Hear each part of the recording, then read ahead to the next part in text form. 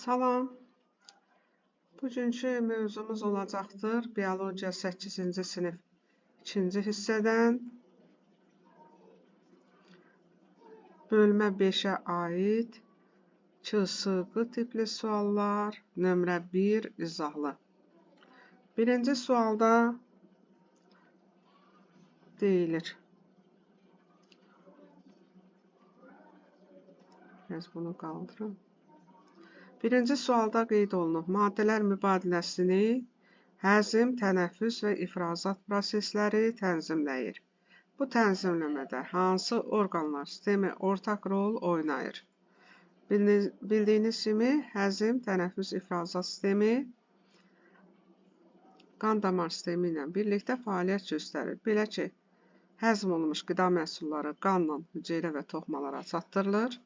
Tənəffüs zamanı oksigen yenə qan vasitəsilə hüceyrə və toxumalara çatdırılır. İfrazat prosesi nəticəsində, yəni orqanların, hüceyrələrin, toxumaların həyat fəaliyyəti prosesləri nəticəsində əmələ gələn parçalanma məhsulları da qan vasitəsilə ifrazat orqanlarına aparılmış olur. Ona görə də burada birinci üçün cavabımız olacaqdır. Qan, damar və limfa sistemi. Cavabları axırda vermişəm hamısını bir yerdə. Ona görə ki, özünüz müstəqil olaraq bu suallara cavab verməyə əvvəlcə çalışın, sonra isə cavablarınızı yoxlayın. Baxırıq ikinci sualımıza.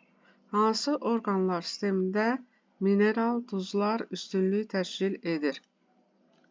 Bildiyiniz kimi, mineral duzlar üstünlük təşkil edən dayaq sistemimizi əmələ gətirən sümüklərdir.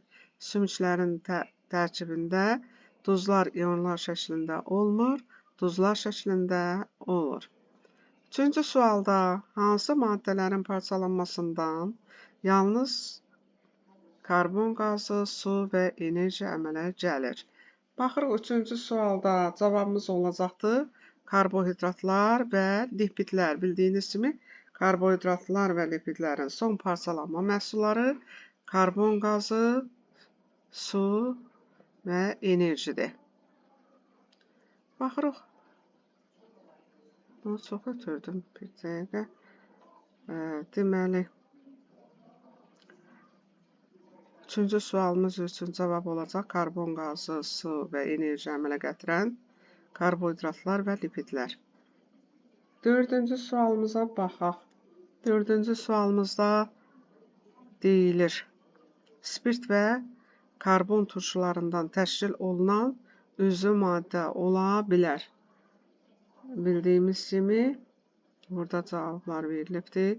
Zülallar, karbohidratlar, yağlar və duzlar. Bildiyiniz kimi, 3 atomlu spirt və karbon turşularından təşkil olunan üzvü maddələr yağlardır. C variantı cavab olacaqdır. Beşincidə hansı canlıda həzm kanalı bilavasitə klaukaya açılır? Ayı məməlilərə aiddir. Məməlilərdə klauka əksəriyyətində yoxdur. İlk məməlilər bir dənə istisnadır, qalanlarda isə yoxdur. B-də leylək, bildiyiniz kimi leylək quşlara aiddir. Quşlarda həzm kanalı bilavasitə klaukaya açılır.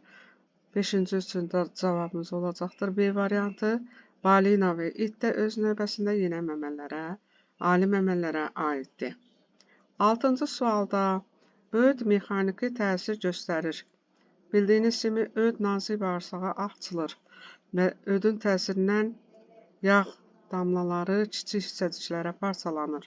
Və ona görə də öd mexaniki təsir yağlara göstərmiş olur. D variantındadır. Bu da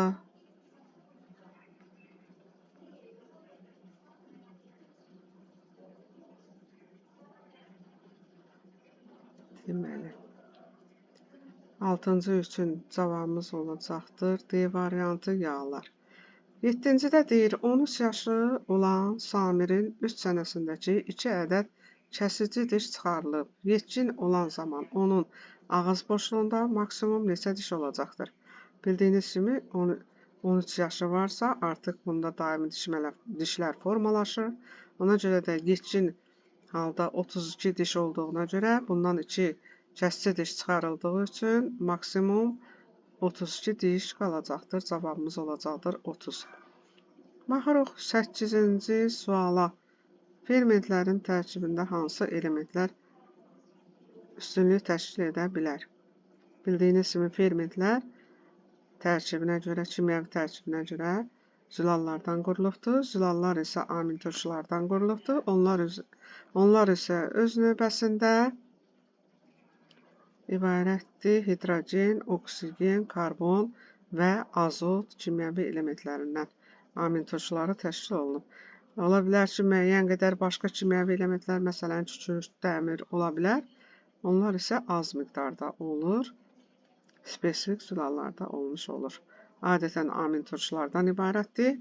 Amin turşuların tərkibi isə hidrogen, oksigen, karbon, azot elementlərindən ibarətdir. 8 üçün doğru cavabımız B variantı olacaqdır. 9-cu suala baxaq. Cüz sayda olan iri vəzlərdir. Bildiyiniz kimi, iri vəzlər ağız boşluğundan kənarda yerləşən 3 cüt ağız suyu vəzləri, qaraciyər, bir də mədə-altı vəzidir. Və bildiyiniz kimi, düz sayda deyildiyinə görə biz ağız suyu vəzləridir. Bax, bura ağız suyu vəzləri yazmalıyıq. Çünki bildiyiniz kimi, qaraciyərdə təkdir, mədə-altı vəzi də təkdir. 10-cu sualda nazik bağırsağın epitelisində 1 kvadrat millimetr olan sahədə xovların sayı bərabərdir.